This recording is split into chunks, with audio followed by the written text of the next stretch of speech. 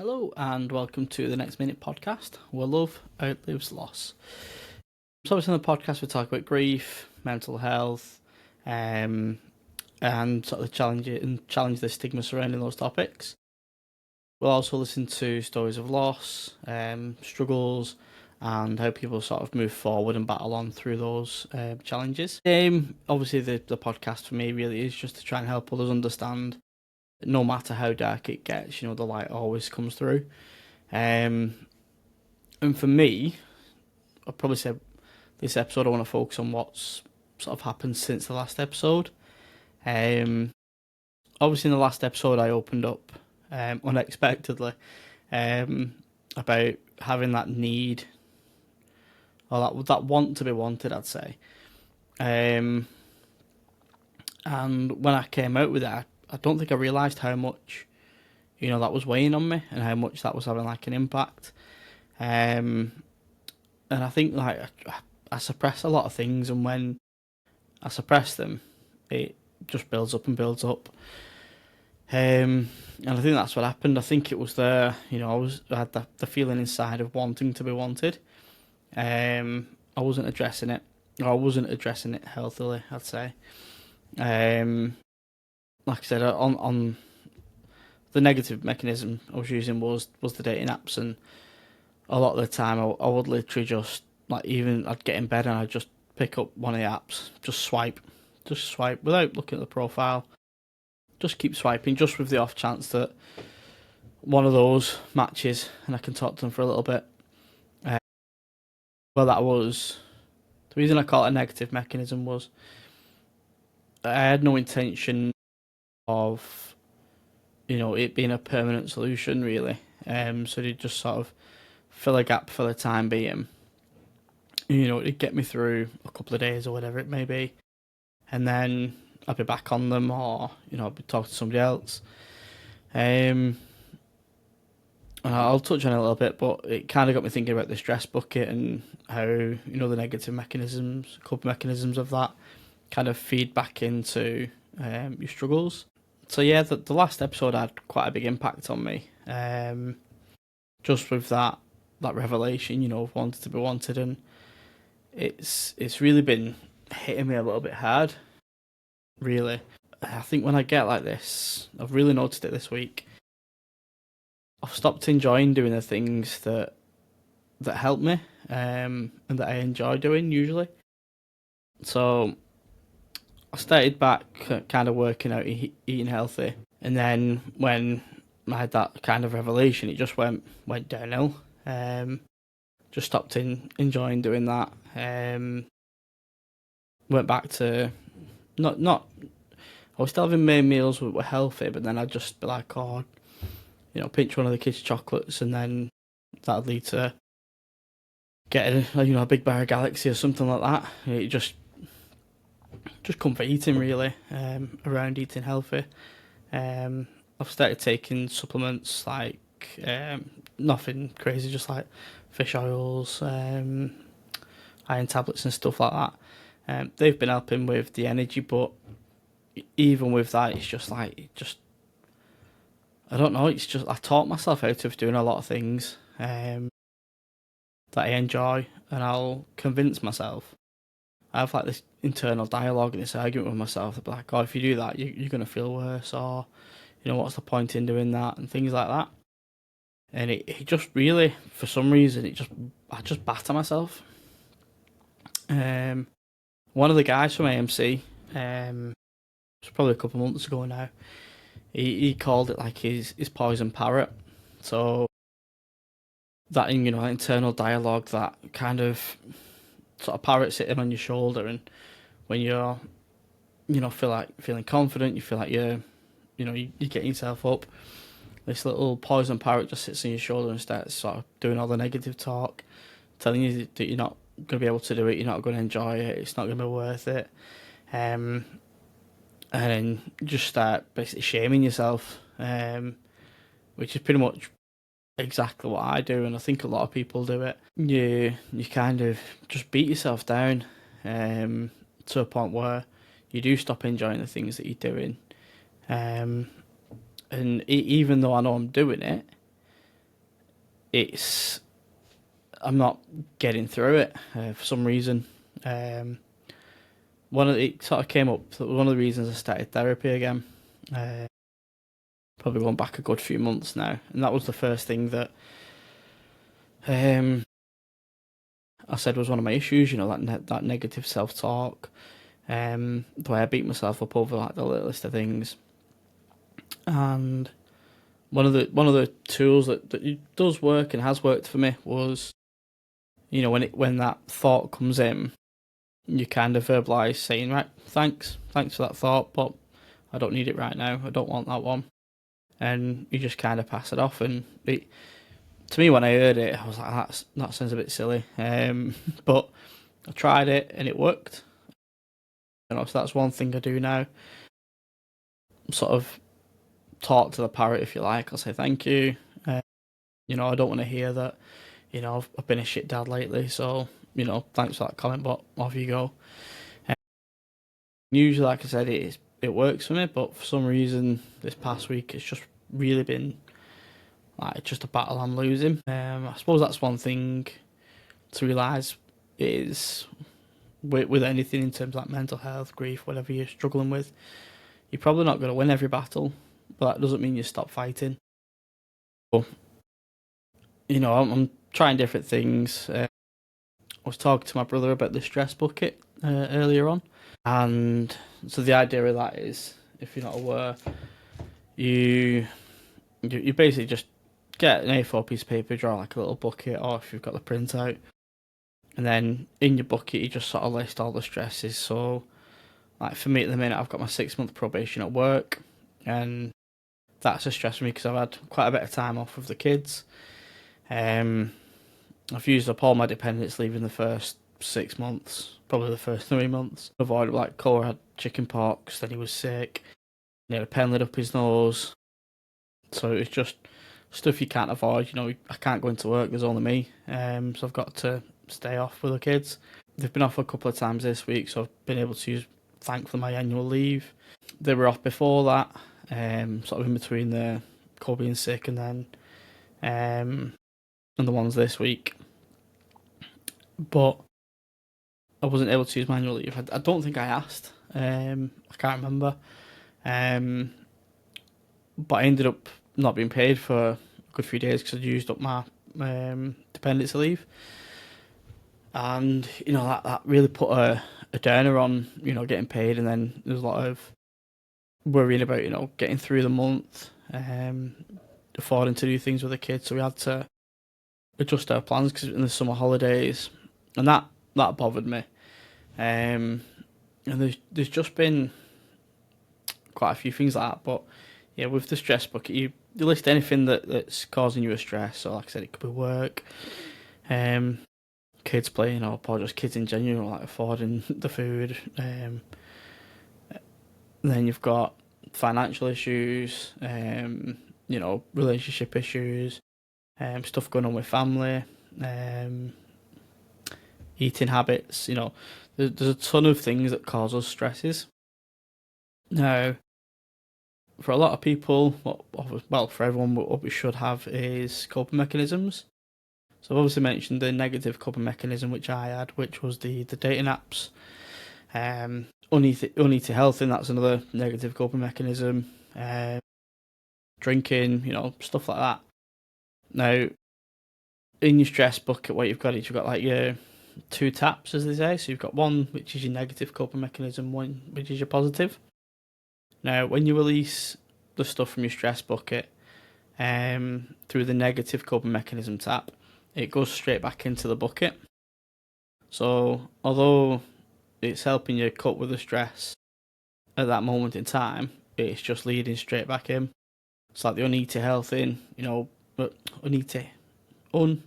eating. That for me is a negative coping mechanism. So it comes out, you have a bar of chocolate, you feel fucking amazing.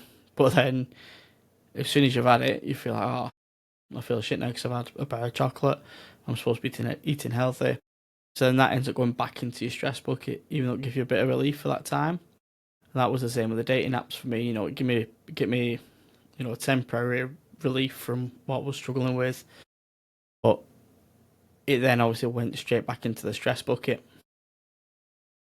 So it wasn't a permanent solution. It was a bit of a stopgap, to get through, say, that night or a couple of days, whatever. Then it's just going back into the stress bucket. You've got your positive coping mechanisms. So working out always helps me.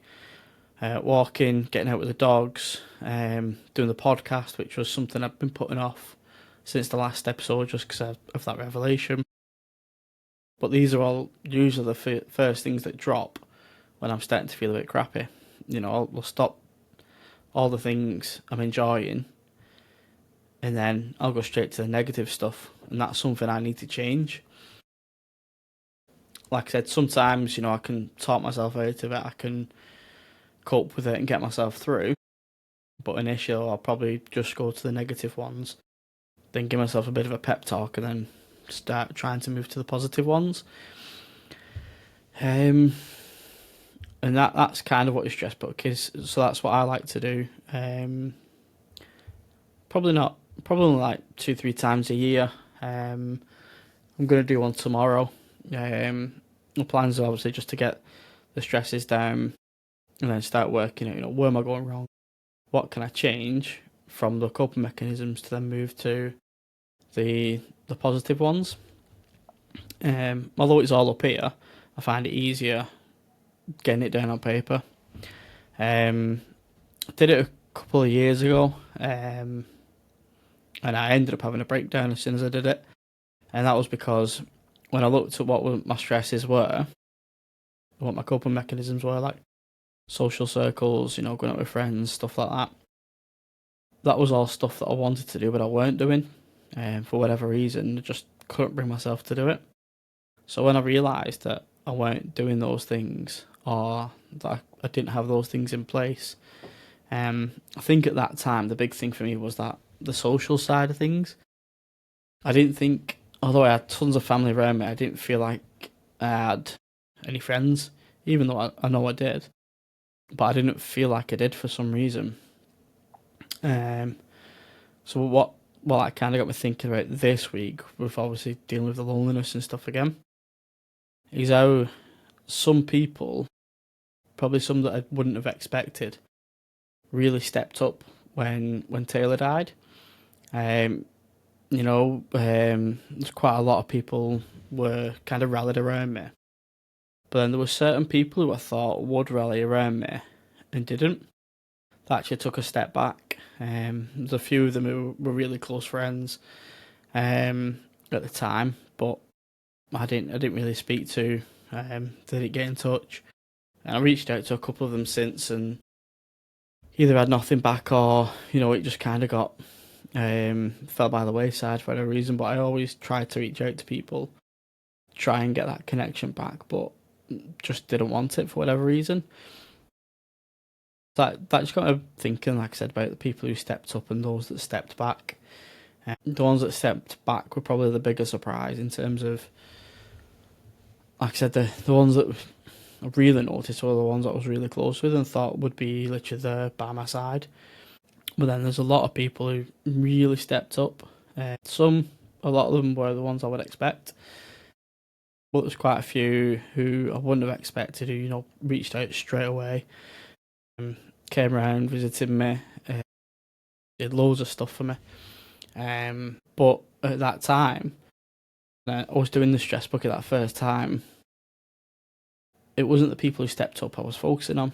For some reason, I was focusing on the ones that stepped back. And I think for me, some of it I can kind of understand, they lost Taylor as well. So being around me might have been, a pain for them. They might have felt, like they weren't doing enough or whatever, and had a bit of guilt. That wouldn't have mattered to me as long as somebody was there, as long as they were there. And I think that's probably one of the big things is that I've had to sort of come to terms with, is how you kind of just have to accept that some people are going to step back. But yeah, when I needed the stress bucket for whatever reason, I was focusing on the negative side of things, the people that step back. I was beating myself up that I wasn't good enough, I was the problem, things like that. even though probably I knew I weren't, it was that Poison Parrot just going off saying why they stepped back was because of something I'd done or the way I was and things like that. And that's probably been a constant thing for me, just like I said, that negative self-talk, that Poison Parrot, and just trying to, win more of those battles. And I feel like I do win most of them, but every now and then, right recently, the Parrot's going to win. But they can win the battle, but not the war, as they say. So yeah, this week, I mentioned it a little bit earlier, the kids have been off sick. Started with Elijah on Tuesday and Wednesday.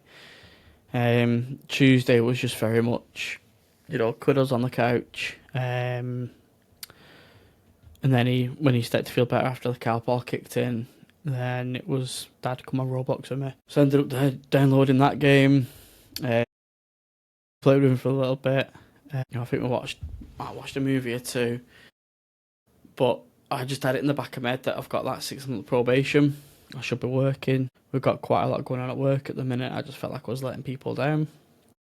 So again, that Parrot's there. Then I didn't feel like I was doing enough for Elijah because I was focusing on the stuff I can't do for work. Wednesday he kind of picked up a little bit. He wasn't in school, but it was more just we just had the day together. Thursday came and he went back in school. And then when I picked them both up, the teacher was saying that Cole wasn't feeling well. He had a headache. And then Thursday night, Cole was just dead clingy, pretty much how Elijah was on Tuesday. Then Friday comes round and they're both not well. So it ended up being another day off work. So I took the Tuesday and I ended up working around Elijah on the Wednesday, which kind of was able to fit in. And then, like I said, the Friday was just a write-off, really. But it was, they kind of perked up after the medicine. And then, yeah, it was just gaming with them. And then just fetching endless drinks, food, snacks, just being there for them. But then obviously, because they was playing on the games, I was like, well, could I have worked?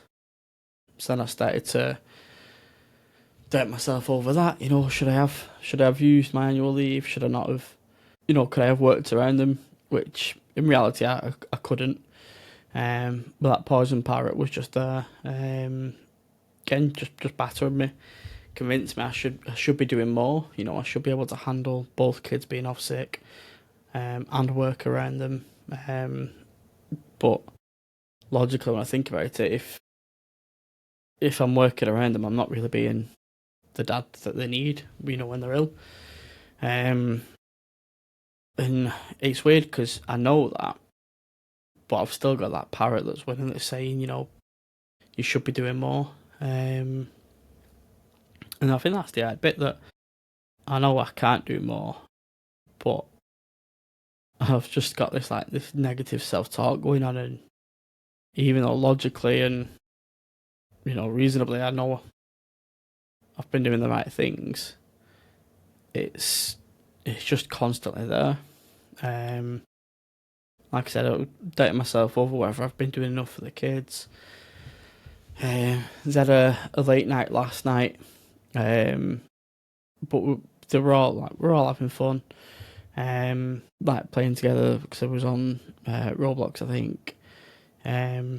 Cole's never really been into it, so I've downloaded it on my phone for him because Elijah was like, "Oh, can we get Cole on as well?"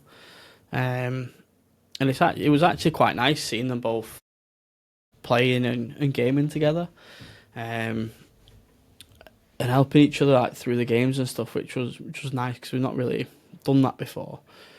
Cole really got into it, so that's been good. I suppose it's not all been, a negative week, but yeah, it's just since that last episode, for some reason, it's really bothered me, and really started to sink in. that that loneliness, and it's a big thing for men. I see it a lot, like loads with men opening up, and it's.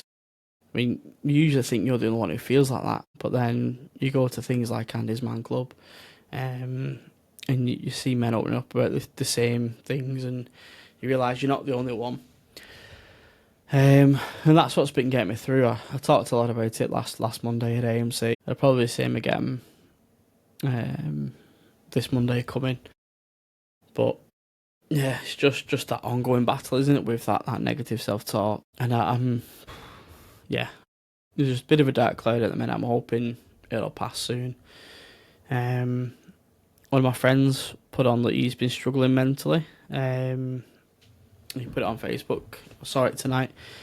And seeing him open up, and he kind of said the same, that he stopped enjoying all the things that he liked doing. And he just had that, the issues around that, and it kind of really hit home that, one, I'm not alone, but seeing that give me a bit of motivation to, put my big boy pants on, start focusing on those positive coping mechanisms, get this podcast recorded, because it always helps me talking, and doing this has been a massive help, and I can't say how much it's actually helped to do these. The other thing I've been struggling with is the anxiety of getting guests on. It's a little bit different with that, Brian, because he's my cousin, his family, and I've got quite a few lined up. I've got the software set up now. I've done all the tech stuff I need to. I just need to basically arrange dates for the guests. I'm going to do that this week. That's going to be my big item on the to-do list. I'm going to start making more to-do lists, because when I see things written down that I need to do, I do tend to do them. So the first item on there is the stress bucket. I'm going to do that tomorrow. I've got a whiteboard to put up in the office to make sure I'm doing reading, spellings and stuff for the kids, the homework. That slipped this week, just with that negative sort of self-talk. I love when the kids are reading to me. You usually do it when I'm cooking, so they'll sit at the kitchen table, they'll read to me while I'm sorting the food out, and obviously they're taking in turns. But it's just a nice family moment. So yeah, that's the plan. Get the whiteboard up, get all our sort of to-dos on there for the week. Get myself sorted and start to make inroads in sort of moving to those positive coping mechanisms. And also, like I said, one of the big items now is just to make sure we're getting some guests booked in. I've got somewhere between 5 and 10 lined up. Who've all reached out to say they want to come on, so that'd be good. I'll start getting them booked in, and it won't just be my face you're seeing or my voice you're hearing on these going forward. So yeah, that should be good. So a lot of things to look forward to. Like I said before, the sun will always rise, no matter how dark the night is. So as always, thank you everyone for watching or listening. I think we hit over 400 streams or listens, downloads, whatever the kids call it these days. On the last episode, which was huge. It's I never imagined it would be sort of approaching 500 listeners, or like I said, downloads within what we're on now, 15 episodes. So the 16th. So it's been eye opening to see how many people are actually listening to it. Like I said, it's helped me, so hopefully it's helping some of you guys as well. So yeah, thanks to everyone. As always, you can follow on Facebook, The Next Minute Podcast. Same on Instagram, and obviously we've got the links on Podbean as well. So thanks as always, and remember, you can get through the next minute.